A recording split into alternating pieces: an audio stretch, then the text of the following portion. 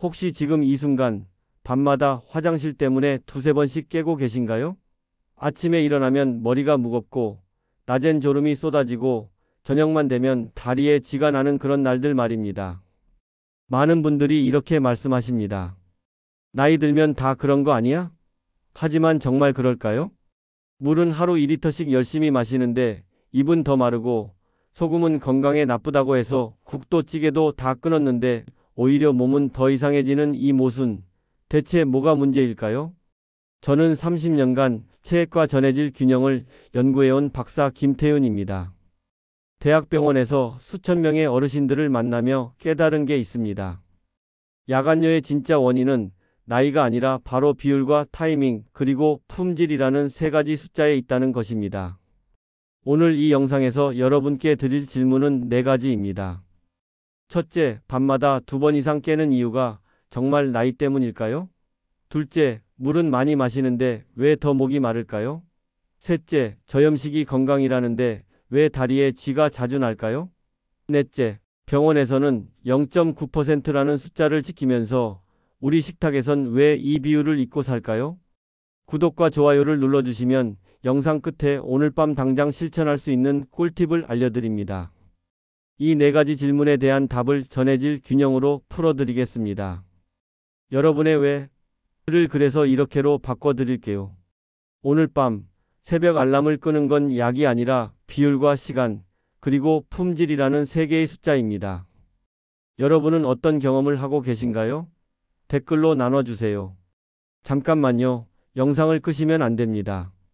지금부터 말씀드릴 내용이 여러분의 오늘 밤을 완전히 바꿀 수 있습니다. 72세 어르신이 단 3일 만에 야간뇨를 절반으로 줄인 그 비밀 궁금하지 않으세요? 끝까지 보시면 오늘 저녁 식탁에서 바로 시작할 수 있는 정확한 숫자와 타이밍을 알려드립니다. 절대 놓치지 마세요. 72세 장영수 어르신은 나이 드니 다 그렇지라는 말로 밤마다 두세 번씩 화장실을 오가셨습니다. 낮에는 졸음이 쏟아져서 외출을 미루게 되고 아침 혈압은 들쭉날쭉했습니다. 건강검진에서 의사 선생님이 염분을 줄이세요 라고 하셔서 국도 찌개도 거의 끊으셨어요. 물은 몸에 좋다고 하니까 하루 2리터를 목표로 열심히 드셨습니다. 그런데 이상한 일이 벌어졌습니다. 물을 더 마실수록 입은 더 마르고 새벽에는 더 자주 깨는 거예요. 종아리에는 쥐가 자주 나고 손발이 저릿한 날도 늘어났습니다. 의사인 사위분이 혹시 저녁에 물을 몰아서 마시세요? 라고 물었을 때 장 어르신은 취침 직전에 갈증을 한 번에 해소하려고 컵 두세 잔을 비우셨다고 하셨어요. 전해질 혈액 검사 결과는 경계선 저나트륨이었고 마그네슘도 정상 범위의 하한에 가까웠습니다. 소금이 나쁘다는 믿음이 오히려 전해질 균형을 무너뜨렸고 밤의 항이뇨 호르몬 리듬을 방해하면서 이뇨제 복용 시간과 겹쳐 야간뇨를 더 키운 것이었습니다. 사위분은 아주 단순한 루틴을 제안했습니다. 첫째는 비율입니다. 저녁 식사 2시간 전에 0.9% 근사 농도의 미네랄 소금물 150에서 200ml를 한 컵 드시는 거예요. 둘째는 시간입니다. 오후 2시 이후에는 카페인을 끊고 취침 3시간 전부터는 큰 물 섭취를 중단하는 겁니다. 셋째는 품질입니다. 정제염 대신 미네랄 함량이 표기된 소금을 소량 사용하고 칼륨과 마그네슘이 있는 식재료를 함께 드시는 거죠. 변화는 사흘 만에 왔습니다. 첫날은 한 번, 셋째 날에는 0에서 1회로 줄었어요. 새벽에 한 번만 안 깨도 아침 기상이 가벼웠고 오전 혈압도 안정됐습니다. 장 어르신은 이렇게 말씀하셨습니다. 덜 먹는 게 정답이 아니라 맞추는 게 정답이었네요. 이 이야기는 과염의 해로움과 과도한 저염의 함정 사이에서 우리 몸의 체액과 전해질이 원하는 정확한 균형점을 찾아가는 여정을 보여줍니다. 오늘 같은 고민을 가진 여러분께도 복잡한 이론 대신 바로 적용할 수 있는 숫자와 타이밍 그리고 안전수칙을 드리려고 합니다. 혹시 아직 구독과 좋아요를 누르지 않으셨다면 지금 바로 눌러주세요. 이 채널은 여러분의 건강한 노년을 응원합니다. 이런 중요한 정보를 더 많은 분들이 알 수 있도록 구독과 좋아요로 응원해주세요. 끝까지 보시면 왜 지금 당장 여러분의 작은 습관을 바꿔야 하는지 분명하게 깨닫게 되실 겁니다. 오늘 이 영상에서 말씀드릴 내용은 여러분의 수면 관리 방식을 완전히 바꿀 수 있는 중요한 지혜입니다. 이 이야기를 끝까지 듣고 실천하셔야만 진정한 변화를 경험할 수 있어요. 무리한 극단이 아니라 일상의 작은 조정으로 밤을 돌려드리겠습니다. 여러분의 식습관을 바꾸는 작은 실천만으로도 충분히 일어날 수 있는 일이죠. 그래서 이제는 우리 일상에서 전해질 균형과 직접 연결되는 음식들을 하나씩 짚어보겠습니다. 잠깐 여기서 멈추시면 가장 중요한 부분을 놓치십니다. 지금부터 소개할 4가지 음식이 여러분의 야간열을 절반으로 줄일 수 있습니다. 특히 3번째 음식은 다리쥐까지 동시에 해결하는 놀라운 효과가 있어요. 끝까지 보시면 오늘 저녁 식탁에 바로 올릴 수 있는 레시피를 드립니다. 첫 번째로 말씀드릴 음식은 구수한 미소 된장국입니다. 저염 버전으로 만드는 거예요. 발효된 된장은 나트륨이 있긴 하지만 소량에도 감칠맛이 커서 염도 체감에 비해 실제 염분을 줄이기가 정말 쉽습니다.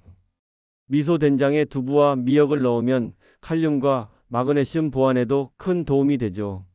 발효식품에 대한 연구를 보면 나트륨이 있어도 풍미로 인해 소금 추가량이 감소하고 장내 미생물 다양성에도 긍정적인 영향을 준다는 보고가 있습니다. 장영수 어르신도 짠맛은 유지하되 실제 소금량을 줄인 미소국으로 싱겁지만 맛있는 전환에 성공하셨어요. 어떻게 만드느냐고요? 멸치와 다시마를 우린 물을 사용하시고 된장은 1인분에 티스푼 반에서 1스푼 정도만 넣으세요.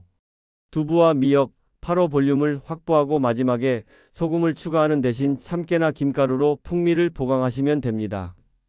다만 주의하실 점이 있어요. 만성 신장질환 단계가 있으신 분들은 칼륨 관리가 필요하니까 꼭 주치의와 상의하세요. 시판 즉석국은 염도가 높으니 라벨을 꼭 확인하시고요. 지금 내가 먹는 된장국의 실제 나트륨이 몇 밀리그램인지 한번 라벨과 계량 스푼으로 체크해 보세요. 두 번째 음식은 삶은 감자에 올리브 오일과 미네랄 솔트를 한 꼬집 뿌린 겁니다.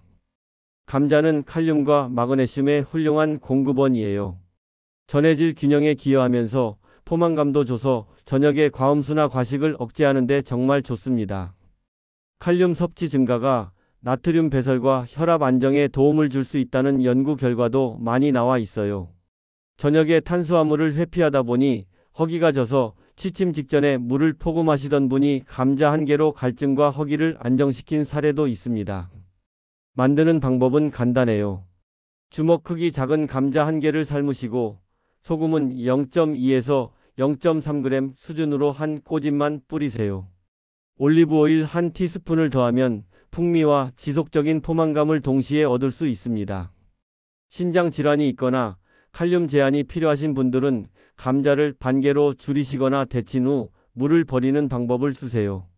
혹시 여러분은 허기 때문에 물을 대신 마시고 있지는 않으신가요? 한번 생각해 보세요. 세 번째 음식은 플레인 요거트에 호두와 호박씨를 넣은 무가당 간식입니다. 요거트의 칼슘과 약간의 나트륨, 견과류의 마그네슘과 아연이 신경 안정과 근육 경련 완화에 정말 큰 도움을 줍니다.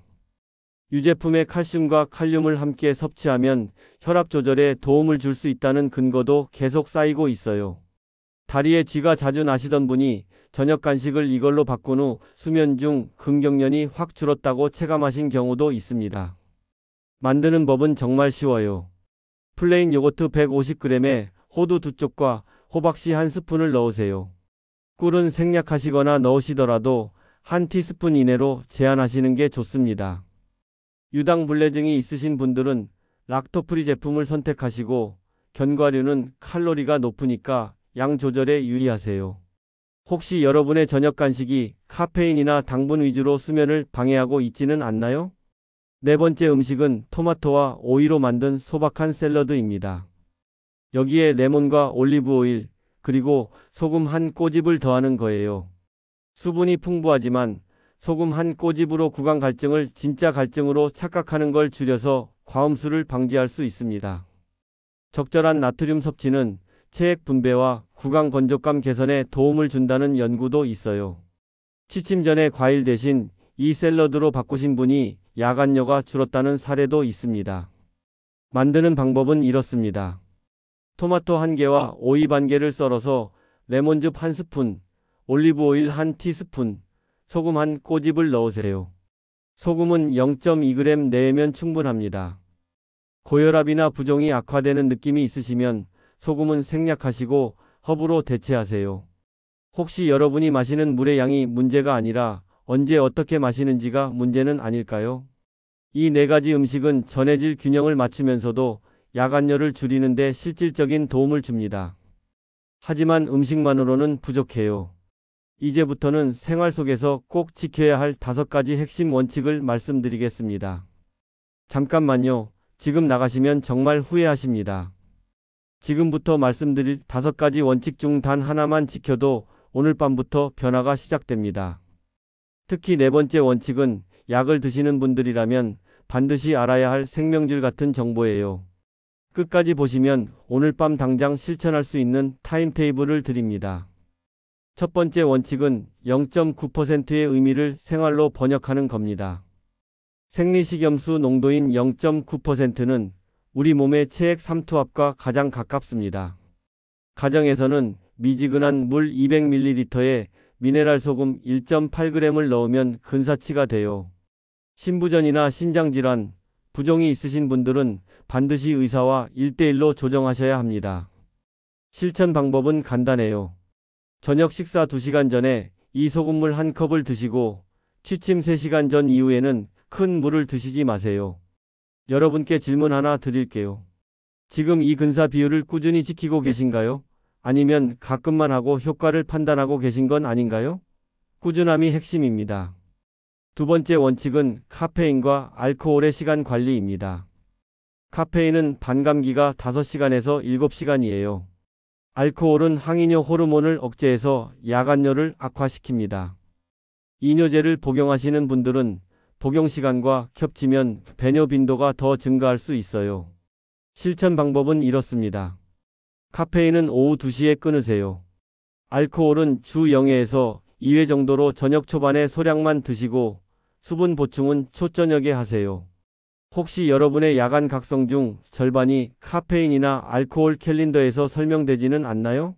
한번 체크해 보세요. 세 번째 원칙은 이뇨제와 혈압약, 수면제와의 동선을 정리하는 겁니다. 티아지드나 루프 이뇨제는 복용 후 4시간에서 6시간 이내에 배뇨가 증가합니다. 취침 6시간 이내에 복용하시면 야간뇨가 유발될 수밖에 없어요. 절대 임의로 약 시간을 변경하시면 안 됩니다. 실천 방법은 주치의와 상의해서 오전이나 점심시간대로 조정하시고 저녁 약은 필요 최소화하는 겁니다. 여러분의 약 달력과 야간 기상 시간이 겹치나요? 한번 확인해 보세요. 네 번째 원칙은 체중과 부종, 수면 자세의 연세를 이해하는 겁니다. 수면 중에는 다리에서 상체로 체액이 이동하는 로스팅 현상이 일어나요. 이게 야간뇨에 기여합니다. 신부전이나 정맥부전이 있으신 분들은 전문 관리가 우선입니다. 실천 방법은 취침 1시간에서 2시간 전에 종아리를 15분 정도 올리시고 가벼운 발목 펌핑을 하세요. 압박 양말은 주간에 활용하시면 좋습니다. 저녁에는 발목이 붓고 아침에는 얼굴이 붓나요? 이게 바로 체액 이동의 신호입니다. 5번째 원칙은 갈증 신호를 재훈련하는 겁니다. 구강 건조는 진짜 탈수와 다를 수 있어요. 미약한 나트륨과 산미, 기름기의 조합이 과음수 욕구를 낮춰줍니다. 구강질환이나 당뇨가 있으신 분들은 별도 관리가 필요해요. 실천 방법은 취침 30분 전에는 물 대신 가글을 하시거나 소량의 레몬수 한 모금만 드세요. 혀와 입천장을 가볍게 마사지하는 것도 도움이 됩니다. 여러분의 갈증은 입안의 건조감인가요? 아니면 전신 피로의 신호인가요? 구분해 보세요. 이 5가지 원칙은 복잡해 보이지만 사흘만 실천하시면 몸이 기억합니다. 이제 오늘 내용을 정리하면서 여러분이 오늘 밤부터 당장 시작할 수 있는 단 하나의 제안을 드리겠습니다. 여기서 멈추시면 오늘 배운 모든 게 물거품이 됩니다.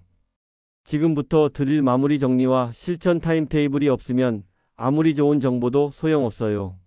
끝까지 보시면 오늘 저녁부터 바로 쓸 수 있는 체크리스트를 드립니다. 단 2분만 더 투자하세요. 오늘 우리는 덜 먹기가 아니라 맞추기로 밤을 지키는 법을 이야기했습니다. 숫자는 세 가지입니다. 0.9%의 비율, 오후 2시 카페인 컷, 취침 3시간 전 큰 물 중단. 이 세 가지만 기억하세요. 음식은 간단합니다.